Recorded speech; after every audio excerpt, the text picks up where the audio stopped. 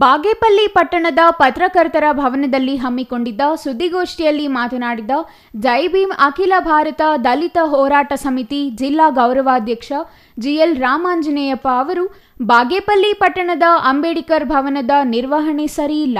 ಸ್ವಚ್ಛತೆಯಂತೂ ಕನಸಿನ ಮಾತು. ಪೀಠೋಪಕರಣಗಳಂತೂ ಉಪಯೋಗಿಸುವ ಸ್ಥಿತಿಯಲ್ಲಿಲ್ಲ. ಶೌಚಾಲಯ, ವಿದ್ಯುತ್ ದೀಪಗಳು ಹಾಗೂ ನೀರಿನ ಸರಬರಾಜು ಇಲ್ಲ. ಸಂಚಾರಿ ನಿಯಮದಡಿ ಬಾಗೇಪಲ್ಲಿ ಮುಖ್ಯ ರಸ್ತೆಯಲ್ಲಿ ಬೀದಿ ಬದಿ ವ್ಯಾಪಾರಸ್ಥರು ಅಂಗಡಿಗಳನ್ನು ನಡೆಸಬೇಕು. ರಸ್ತೆ ಸಂಚಾರಕ್ಕೆ ಅಡ್ಡಿಯಾಗುವಂತೆ ರಸ್ತೆಯ ಮಧ್ಯದಲ್ಲಿ ಅಂಗಡಿಗಳನ್ನು, ತಳ್ಳುಗಾಡಿಗಳನ್ನು ಮತ್ತು ಪೆಟ್ಟಿಗೆ ಅಂಗಡಿಗಳನ್ನು ನಿರ್ವಹಿಸುವವರ ವಿರುದ್ಧ ಪುರಸಭೆ ಅಧಿಕಾರಿಗಳು ತಕ್ಷಣ ಕಾರ್ಯನಿರ್ವಹಿಸಬೇಕು. ಬೀದಿ ದೀಪಗಳು ಸಮರ್ಪಕವಾಗಿ ಕಾರ್ಯನಿರ್ವಹಿಸುತ್ತಿಲ್ಲ. ಅಂಬೇಡ್ಕರ್ ನಗರದ ಸ್ಮಶಾನಕ್ಕೆ ಹೋಗುವ ರಸ್ತೆ ನಕಾಶೆಯಲ್ಲಿ 25 ಅಡಿ ಅಗಲ ರಸ್ತೆ ಇದ್ದು ಒತ್ತುವರಿಯ ಪರಿಣಾಮದಿಂದ ರಸ್ತೆಯೇ ಮಾಯವಾಗಿದೆ. ಗುಳೂರು ರಸ್ತೆಯಿಂದ ಕೊತ್ತಪಲ್ಲಿಗೆ ಹೋಗುವ ರಸ್ತೆ ಜನರು ಓಡಾಡುವ ಪರಿಸ್ಥಿತಿಯಲ್ಲಿಲ್ಲ. ರಸ್ತೆಯಲ್ಲಿನ ಗುಂಡಿಗಳಲ್ಲಿ ಮೀನು ಸಾಕಾಣಿಕೆ ಮಾಡಿದರೂ ಆಶ್ಚರ್ಯವಿಲ್ಲ.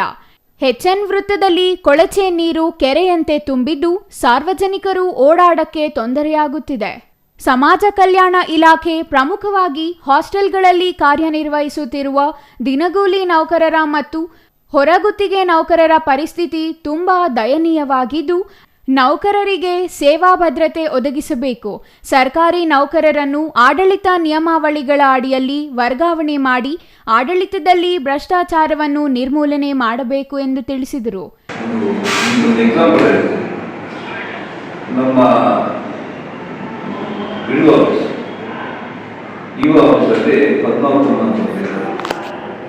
ಅವರು ಅಪಾಯಿಂಟ್ ಆಗಿದ್ದು 2003ರಲ್ಲಿ. ಇವತ್ತಲ್ಲಿ ಎಷ್ಟು ಜಡತ್ವ ಇದೆ ತಾಲೂಕು ಯಂತ್ರಾಂಗದಲ್ಲಿ ಅಂತ ಒಂದು ಉದಾಹರಣೆ. ಎಲ್ಲಿಗೂ ಇಲ್ಲ ಅಂದರೆ ಕೆಲಸಕ್ಕೆ ಸೇರೋದಲ್ಲೇ ನಿವೃತ್ತಿ ಪಡೆಯುವುದೂ ಅಲ್ಲೇ ಎಷ್ಟೊಂದು ಎಕ್ಸಾಂಪಲ್. ಅಷ್ಟು ಕೆಟ್ಟೋಗಿದೆ. ಅದರ ಜೊತೆಗೆ ನಮ್ಮ ಸಮಾಜ ಕಲ್ಯಾಣ ಇಲಾಖೆಯಲ್ಲಿ ಸುಮಾರು 20-30 ವರ್ಷಗಳಿಂದ ಸಹ ಅಡುಗೆ ಕೆಲಸ ಮಾಡಿಕೊಂಡು ದಿನಗೂಲಿ ಕೆಲಸ ಮಾಡ್ತಾ ಇದ್ದಾರೆ. ಅವರಿಗೆ ಯಾವುದೇ ರೀತಿಯಾದ ಕೆಲಸದ ಭದ್ರತೆ ಇಲ್ಲ, ನೌಕರಿ ಭದ್ರತೆ ಇಲ್ಲ.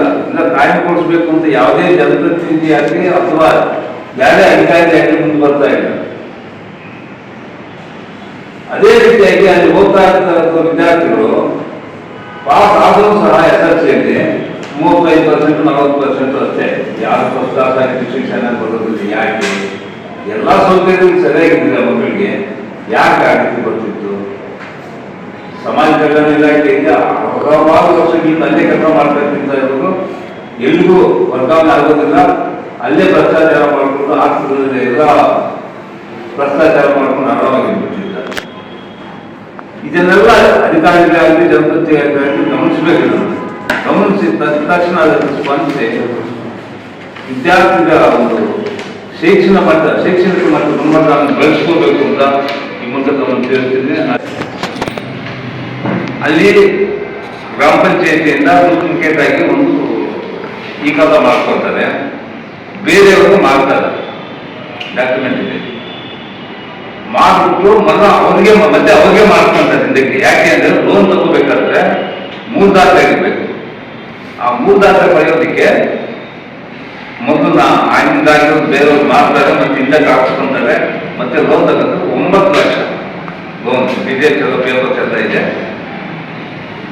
ಈಗ ಅವ್ರಿಗೆ ಸೈಟ್ ಇಲ್ಲ, ಒಂದು ಮನೆ ಕಟ್ಕೊಳ್ಳಿ, 5-6 ಸೈಟು ಒಬ್ಬರು ಬೇರೆಯವ್ರು ಮಾಡೋದು ಇನ್ನೊಬ್ಬರಿಗೆ ಲೋನ್ ತಗೊಳ್ಳೋದು, ಈ ರೀತಿ ಅವ್ಯವಹಾರ. ಈ ರೀತಿಯಾಗಿ ಅಕ್ರಮವಾಗಿ ಕೆರೆಗಳನ್ನು ಉದ್ಯೋಗ ಮಾಡಿದ ತಹಸೀಲ್ದಾರ್ಗೆಲ್ಲರೂ ನಾವು ಕಂಪ್ಲೇಂಟ್ ಮಾಡಿದ್ದೀವಿ. ಇಷ್ಟೊತ್ತಿಗೂ ಅದ್ರ ಬಗ್ಗೆ ಯಾವುದೇ ರೀತಿಯಾದ ಸ್ಪಂದನೆ ಸಿಗ್ತಾ ಇಲ್ಲ. ಈ ವೇಳೆ ರಾಜ್ಯ ಉಪಾಧ್ಯಕ್ಷ ನಾಗಪ್ಪ, ಜಿಲ್ಲಾ ಅಧ್ಯಕ್ಷ ಲಕ್ಷ್ಮೀ ನರಸಿಂಹಪ್ಪ, ಜಿಲ್ಲಾ ಪ್ರಧಾನ ಕಾರ್ಯದರ್ಶಿ ಜಿ ಮೂರ್ತಿ, ತಾಲೂಕು ಅಧ್ಯಕ್ಷ ವಿಜಯ್ ಕುಮಾರ್, ಉಪಾಧ್ಯಕ್ಷ ಆನಂದ್, ಪ್ರಧಾನ ಕಾರ್ಯದರ್ಶಿ ಮುನಿಸ್ವಾಮಿ ಇನ್ನೂ ಹಲವರು ಉಪಸ್ಥಿತರಿದ್ದರು. R Ganesh, CTV news, Bagepalli.